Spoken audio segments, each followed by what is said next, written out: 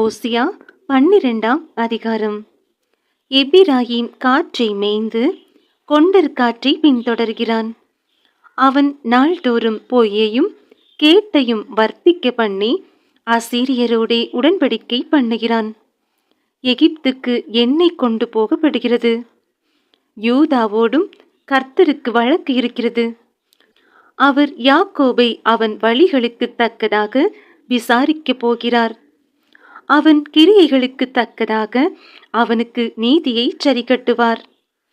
அவன் தாயின் கர்ப்பத்திலே தன் சகோதரனுடைய குதிகாலை பிடித்தான். தன் பலத்தினால் தேவனோடே போராடினான். அவன் தூதனானவரோடே போராடி மேற்கொண்டான். அழுது அவரை நோக்கி கெஞ்சினான். பெத்தேலிலே அவர் அவனை கண்டு சந்தித்து அவ்விடத்திலும் நம்மோடே பேசினார்.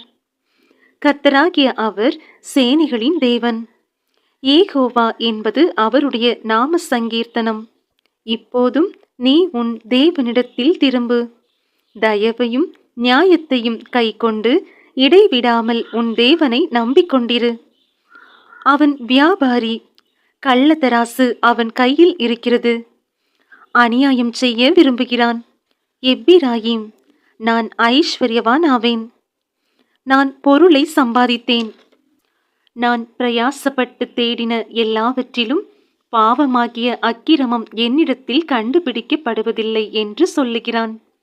உன்னை எகிப்து தேசத்திலிருந்து அழைத்து வந்தது முதற்கொண்டு உன் தேவனாகிய கர்த்தராயிருக்கிற நான் பண்டிகை நாட்களில் செய்யப்படுகிறது போல் திரும்பவும் உன்னை கூடாரங்களில் தாபரிக்க பண்ணுவேன். அப்படியே தீர்க்கதரிசிகளோடே சொன்னேன். நான் அநேகம் தரிசனங்களை அருளினேன். தீர்க்கதரிசிகளை கொண்டு உவமைகளால் பேசினேன். கீலேயாத் அக்கிரமஸ்தலமோ? ஆம், அவர்கள் அபத்தரானார்கள்.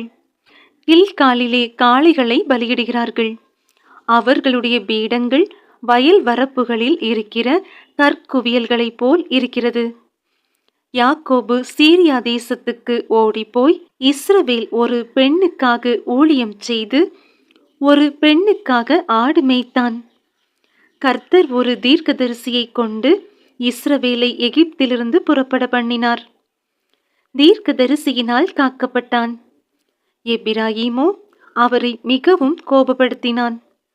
ஆகையால் அவனுடைய ஆண்டவர் அவனுடைய இரத்த பழிகளை அவன் மேல் சுமத்தி அவன் செய்த நிந்தையை அவன் மேல் திருப்புவார்.